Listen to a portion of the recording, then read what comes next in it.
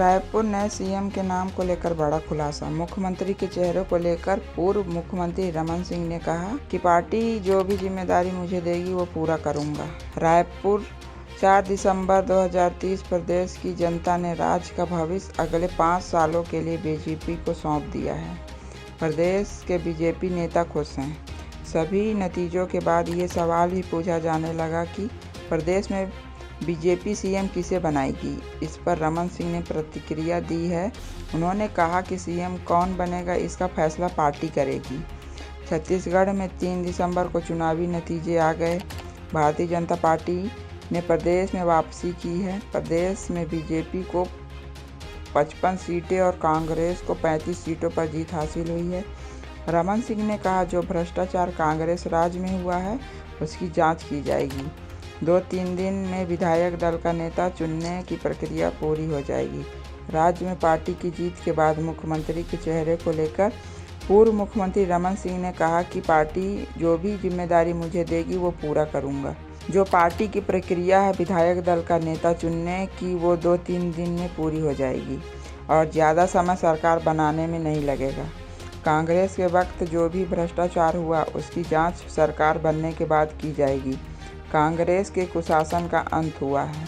उन्होंने कहा कि किसानों को पहले भी बीजेपी ने प्राथमिकता दी और देते रहेंगे। डबल इंजन सरकार आने के बाद राज्य में विकास के कामों में तेजी आएगी। छत्तीसगढ़ विधानसभा चुनाव में कांग्रेस को भारतीय जनता पार्टी के हाथों बड़ी हार का सामना करना पड़ा, लेकिन वह अनुसूचित जाति समुदाय के लिए आरक्षित सीटों पर अच्छा प्रदर्शन करने में सफल रही। कांग्रेस ने एससी उम्मीदवारों के लिए आरक्षित 10 सीटों में 6 पर जीत हासिल की है, जो 2018 में मिली जीत में एक कम है।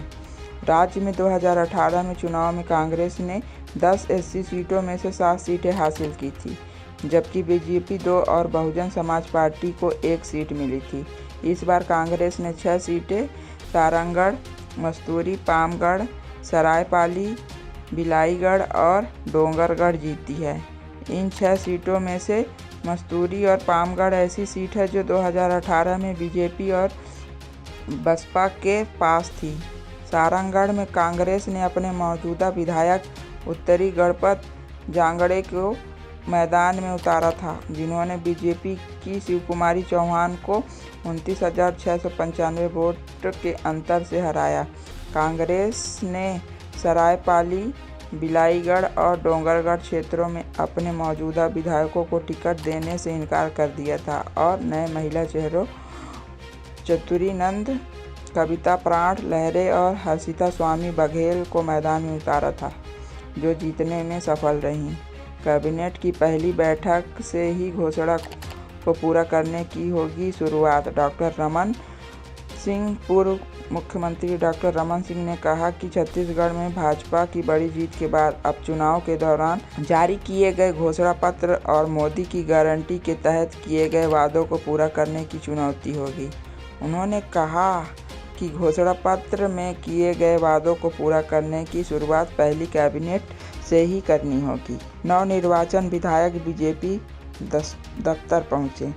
प्रदेश भाजपा कार्यालय कुशाभाऊ ठाकरे परिसर में नवनिर्वाचन विधायकों के पहुंचने पर प्रदेश अध्यक्ष अरुण साव ने मीडिया के प्रतिनिधियों को मिठाई खिलाई। वहां मौजूद नेता कार्यकर्ताओं ने एक दूसरे का मुंह मीठा कर अभिवादन करते हुए 3 राज्यों में विधानसभा चुनाव जीतने के बाद बीजेपी का केंद्रीय नेतृत्व आगामी लोकसभा चुनाव पर नजर रखते हुए 3 राज्यों के मुख्यमंत्रियों का नाम तय करेगा।